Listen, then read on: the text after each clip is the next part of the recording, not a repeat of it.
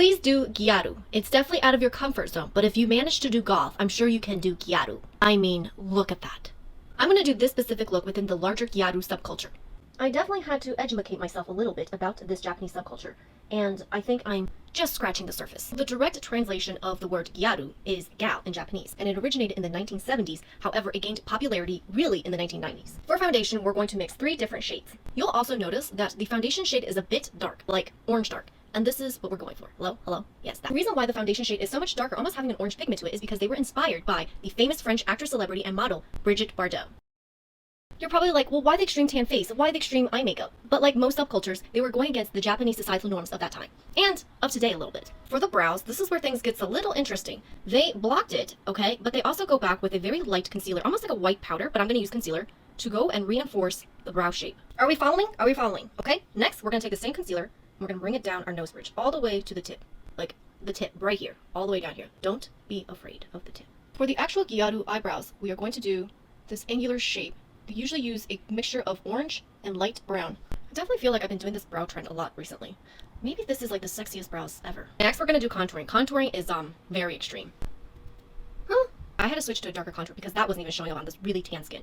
So contouring, very similar to Western makeup, is very, very noticeable, but almost skeleton noticeable. I also place contour down here. For blush, we're going to use a combination of this coral/orange color and a mix of this bright pink, right on the apples of our cheeks, almost right below our eyes. For the eyeshadow, they use a combination of metallics. We're going to use light gray and black to do this part. Using a darker gray metallic for the crease area here. Keep the inner corner of our eyes nice and bright. This is very similar to Western makeup. The inner corner is always having this silver pop. Okay, this next part is going to get a little bit nerve-wracking. To do a wing at the top, going down. I can't do this on camera.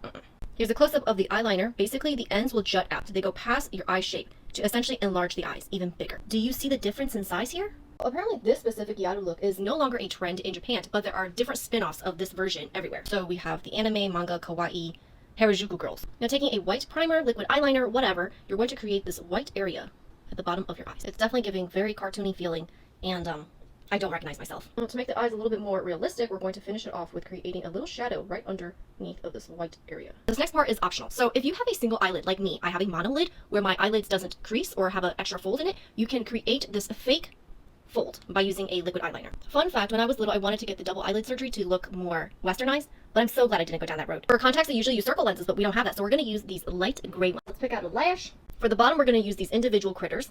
Why do I feel like I look like an owl? Now for the lips, they all have a very frosty, pinkish look to it. I don't own any light pink frosty lipstick or gloss, so I'm just going to use my eyeshadow palette. I lied. I have this gloss.